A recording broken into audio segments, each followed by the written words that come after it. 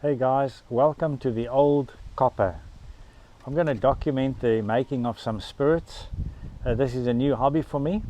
This is my still that I've made, and we're going to put it through its paces and see if we can produce some good quality spirits. Want to make some bourbon, want to make a bit of brandy, some rum, some gin, maybe even some vodka. So follow along, and if you're interested in this kind of thing, and let's see how we go. Check this out, guys. Pure alcohol. This is my first brew that I've got going. Ethanol and evaporating through there, condensing through here, and look at that. It's just, I've almost got a litre already. It's just pouring out. It's just so cool, man.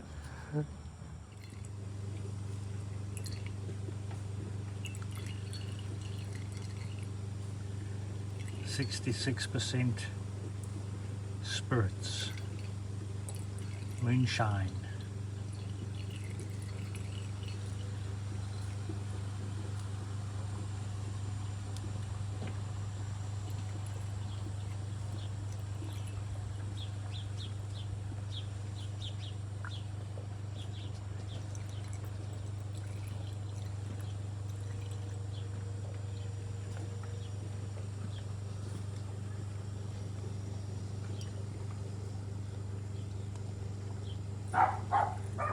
Pretty cool, eh? First lot was 66, then 62, then 60, 55%, 52%, 50%, and crystal clear ethanol, moonshine, and it's still going. This will probably be 48% or something like that. I'll do another 2 little bottles and then I'll stop. Pretty cool. A standard like bourbon or whiskey that you buy from the store is about 37%. So this bottle over here is 60%, 62%, and that little one is 66%. Hey guys, today I'm running my still. So what I'm doing is I'm putting 60%, about 3 liters of 60% ethanol alcohol into a makeup of 30 liters of water altogether, the volume. So it's 3 liters of ethanol with 27 liters of water, putting it into my still, and I've also infused it with juniper berry, so I'm going to make some gin. So I'll show you the process. So this is the first batch of gin, juniper gin that I'm making. So it started the process of condensing the vapor, the ethanol vapors, alcohol, and that's the gin coming through. Juniper berry gin being condensed through this condenser that I've made, and the steam comes from this main unit down here, which I'm boiling up. There's the flame, and I've also got an element heater there, and this tank then is boiling. The water vapor goes up, gets trapped because it's heavier than ethanol. Alcohol steam at 78 goes through. The water gets caught there and drops back down again into the main bucket, but the ethanol alcohol vapor goes through. That goes through this pipe, it condenses through here and trickles out, as you can see over there. So that's what I'm doing today. Pretty cool, eh? I've got my bottles all lined up here.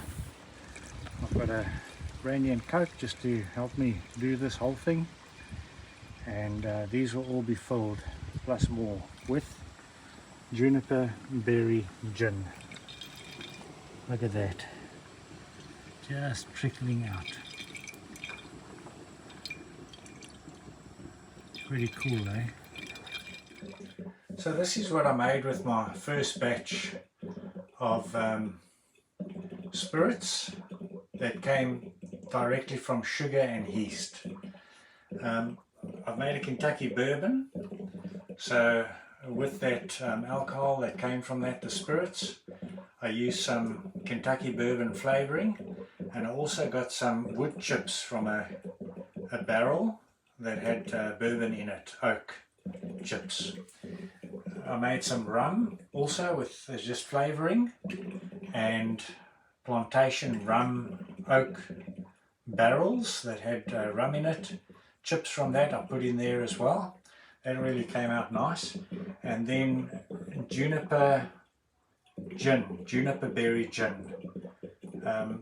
That I infused into the spirits, and then I put it through the still again a second time.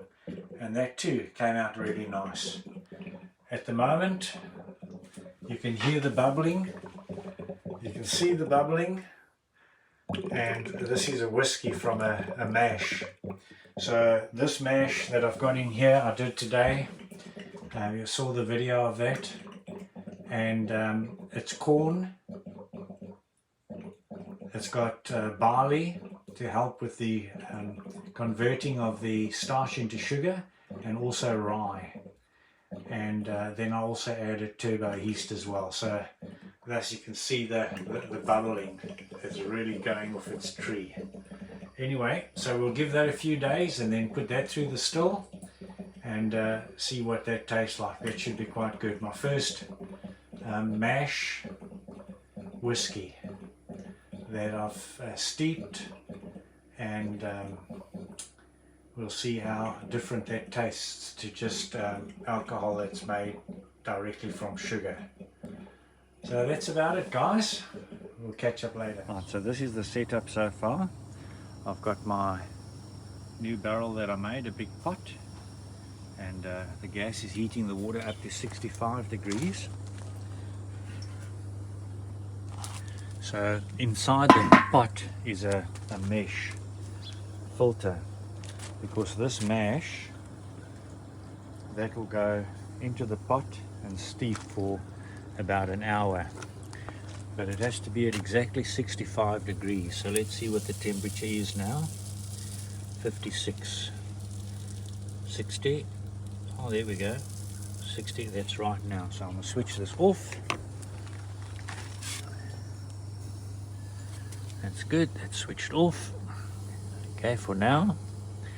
Now I add this corn mash.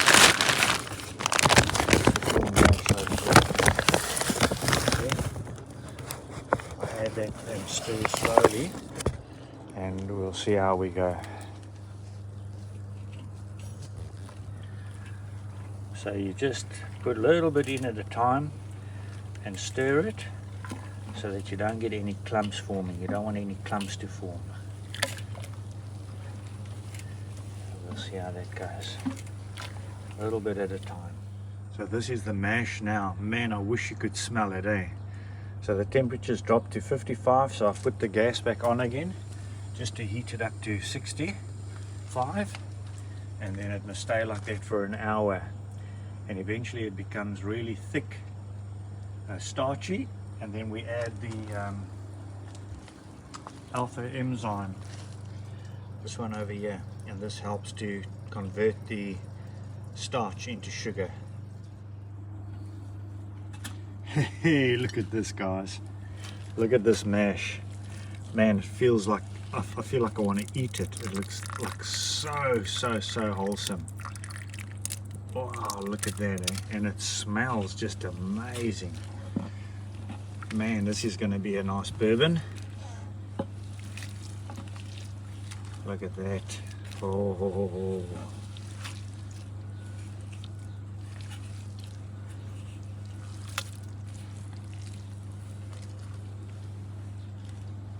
Very nice, Peter. Very nice. So now what I'm doing is I'm going to add this alpha enzyme to the mash, and what this does is it converts the starch into sugar, and it breaks up the starchy component. So the mash is quite thick at the moment, but now you'll see it actually really breaks it up very quickly, breaks it up fast, and it becomes much thinner.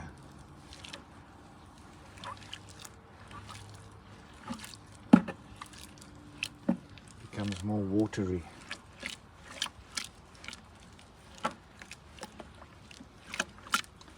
It's looking good.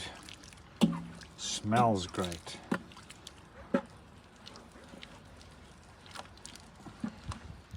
It's amazing the conversion that takes place with this process of taking starch, which is corn and barley and rye, but the barley helps also convert the starch into sugar and then the enzyme. So before I put the enzyme in, this starch was tasting very, very starchy, the mash, but now I've tasted it and it's as sweet as. So there's going to be a really high content of sugar in the whiskey that I'm making. So the conversion into spirits will be amazing. It's going to be a good bourbon, this one. Look at that. Look at that, guys.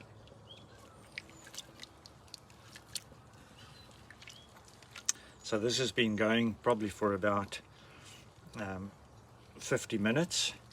It needs to go for another 10 minutes or so. Then what I do is I ramp the temperature up to 75 degrees and let it boil for another 10 minutes at 75 degrees, and then I loosen this netting and I lift the starch up, which takes all the solids out and it leaves the liquid ready for fermentation. But then also I will transfer the liquid into the fermentation bucket, and then I'll get another 4 or 5 liters of water, take it up to 75 degrees, and then get the sack bouncing in it to get rid of all the other remaining sugars from the starch that's left in the from the mash that's left there in the mesh. And then once it's all together in the fermenter, I'll show you, you put additive yeast in when it's 20 degrees, and the whole fermentation process begins. So this is the wort now, so the liquid that's going to be fermented, that's just liquid. It's got some fine stuff in it, but that will settle on the bottom, and that then gets fermented, turning that sugar into bourbon, into alcohol. Then from there it will be distilled. So this is the mash that's in the sack here. So what I'm going to do now, I'm going to sparge this because there's still some sugars and that in this mash. So I'm going to pour this into my distilling bucket over there, and then I'm going to boil water in here again. Well, not boil it, to get it to 75, and then sparge that or rinse that to get the last of the sugar out, and then put it back into the fermenter, and then we'll go from there. So that's the takeoff. Probably about 10 liters of wort from the first what do you call it, steeping of my grains. So there's the grains now, just dripping, and basically what I did was I added more water, got it up to 75 degrees, put the bag back in it again, stirred it for about 10 minutes. Now I've lifted the bag, and the last of the sugar hopefully is out of this mash. Then I'll add that wort into the bucket over there, and that'll be ready for distilling. So that should be a good bourbon coming up. Well, that's it for this week, guys. Thanks for watching, and yeah, as you can see, I'm new at this, so I'm just experimenting, but I know there's a lot of people out there that have got a whole lot more experience than I do. So I'd appreciate some comments, some constructive criticism, and maybe to give me some suggestions as to how I can improve as we go along the way. So next week I'll be making the, or maybe in a couple of weeks' time, I'll be posting a video on the stilling of that bourbon mash that I've made, and I'll give you the quantities as well of what I actually put into that in the next video.